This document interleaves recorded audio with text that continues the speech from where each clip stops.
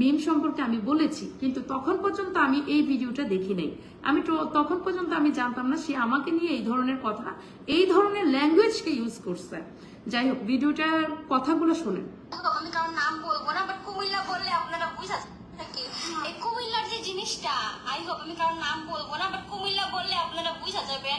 উনি ভাই যেই পরিমাণে কনভিন্স করার ট্রাই করছে আমারে, উনি এমন অফার দিছে যে সে আমার বাসায় আইসা আমাকে নিয়ে যাবে, দরকার পড়লে আমার ফ্যামিলির সঙ্গে কথা বইলা আমার ফ্যামিলিকে কনভিন্স করবে, দেন তার বাসায় তার স্টুডিওতে আমাকে নিয়ে যাবে। এরকম ভাবে কনভিন্স করছে। আর কি বলবো, তাও আমি জানি, রাজি হই নাই, কারণ প্রয়োজন নাই তো।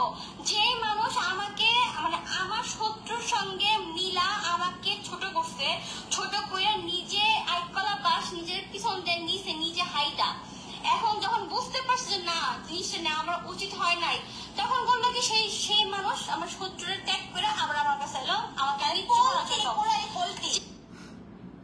আচ্ছা, ওর কোনো কথাতে যাব না। এই ফুল ভিডিওটা দেখারও আসলে কি বলবো, আমি পুরাই শকড।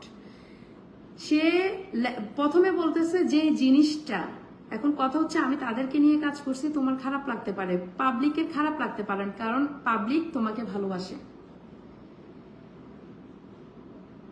পাবলিক তোমাকে ভালোবাসে, তোমাকে পজিটিভ জানে। সেই ক্ষেত্রে আমি তাদেরকে আনা মানে হচ্ছে সবার খারাপ লাগা, তাই না?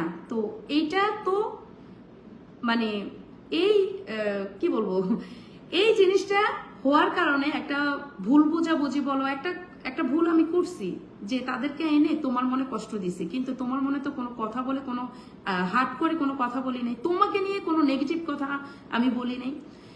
তারপর যাই হোক, অনেক কন্ট্রোভার্সি হইলো, অনেক কিছু হইলো, আমি একদিনের মাথায় আমি সবকিছু ডিলিট করছি। ডিলিট করে আমি এটা পর্যন্ত বলছি যে আপনারা এই ধরনের ওদের নিয়ে আর কোনো ভিডিও পাবেন না। আমার যদি ভাইরাল হওয়ার ইন্টেনশনই থাকতো তাহলে ওদের নিয়ে আপনাদের কাছে ক্ষমা চাওয়ার তো আমার কোনো প্রশ্নই আসে না, আপনাদের কাছে ক্ষমা চাওয়ার তো কোনো প্রশ্নই আসে না।